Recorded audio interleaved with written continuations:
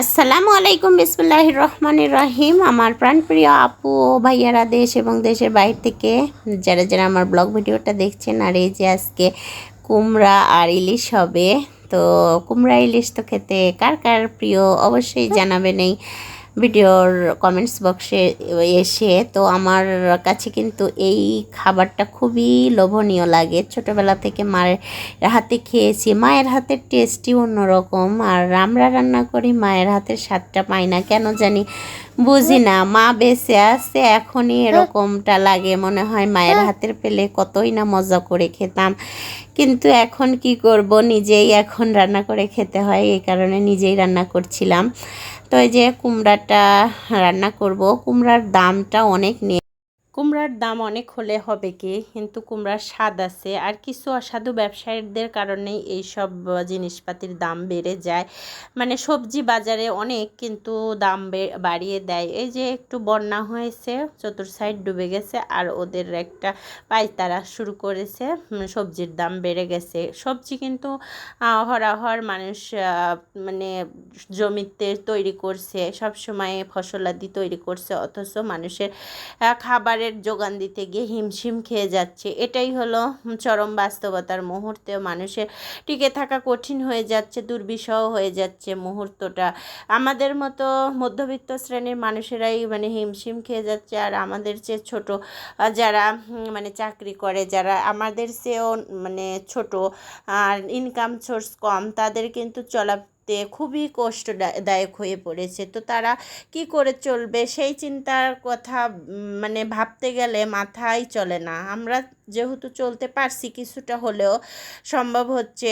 আর তাদের কথা চিন্তা করলে, যে এখন এই যে বাসা ভাড়া দিয়ে থাকা, বাসা খরচ আছে, হাত খরচা আছে, বাচ্চা কাচ্চার খরচা আছে, এগুলো হিসাব করতে গেলে কিন্তু এটা ব্যয়বহুল খরচ। তারপরেও এখন খেতে হবে, নিজেকে বাঁচাতে হবে, বাঁচতে হবে, বাঁচতে শিখতে হবে, সব কিছুই মানে ভাবে চলতে দিতে হবে, এভাবেই চালাতেই হবে সংসারটা। তার জন্যই মূলত এখন আল্লাহ তাআলা কবে যে এরকম দিন মানে শেষ হবে তার ঠিক নেই। এখন কি করব। এদিকে আমি সবজিটা কষিয়ে কষিয়ে তারপরে এই যে মাছটা দিয়ে দিলাম সবজির মধ্যে। মাছটা কষিয়ে নিয়েছিলাম আগেই। আর এভাবে মাছ রান্না করলে কিন্তু ভালোই লাগে।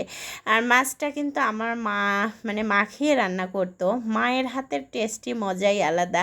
আমার আবার এই যে কুমড়া না কষিয়ে রান্না করলে মনের মধ্যে কেমন যেন লাগে। আমার বড় আবার খেতে চায় না, আমি আবার কষিয়ে নেই যাতে আরও বেশি টেস্ট হয় সেই জন্য। আর ডিমওয়ালা মাছ দেখেন কি সুন্দর ডিম বের হয়েছে, দেখেই মানে মজা পাচ্ছি, মনে হচ্ছে এখনই খাই। এডিট করতে বসলে আমার মানে লোভ জাগে আমারই। তাহলে আপনারা কি করবেন দেখেন, আমি লোভে পড়ে যাই, আর আপনাদের তো তা আরও বেশি হবে লোভ।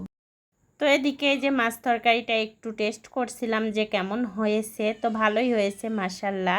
আমি আবার একটু লবণটা টেস্ট করছিলাম, লবণ যাতে ঠিকঠাক হয়। আর লবণ একটু কম দিয়ে দেই যাতে লাস্টে দেওয়া যায়। লবণ বেশি হলে কিন্তু তরকারি খাওয়া যায় না, সেহেতু লবণ পরে দিয়েও খাওয়া যায়। আর এই দেখেন রোদ নেই, আর তরকারির কালারটা কেমন এসেছে। আর রোদ ছিল আর তরকারি কি সুন্দর কালার এসেছে। সবজিগুলো এই যে দিয়ে দিয়েছি কড়াইয়ে, তারপর দিয়ে দিলাম আমি চিংড়ি মাছটা সুন্দর করে মানে এখন কষিয়ে দুইটা একসাথে কষিয়ে রান্না করব। আর দেখেন রোদ পড়লে যে তরকারি কালার আসে, এটা আমি মানে আগে থেকে জানতাম না। মানে কয়েকদিন ধরে মানে জানলাটা খুলে দেওয়াতে খুব সুন্দর রোদ পাচ্ছে, আর আমার তরকারি কালারটাও ফিরছে।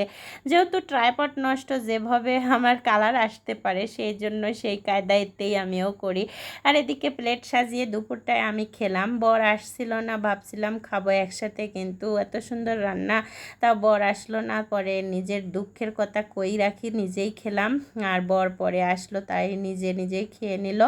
ধন্যবাদ সবাইকে আমার ভিডিওটা দেখার জন্য। এই যে আমি খাচ্ছিলাম, আপনাদের একটু দেখাচ্ছিলাম বিছানায় বসে, আমার ছেলের পাশে বসে, মানে ছেলে ঘুমাচ্ছিল আর আমি পাশে বসে খাচ্ছিলাম, একটু ভিডিও করেছি সেটুকু।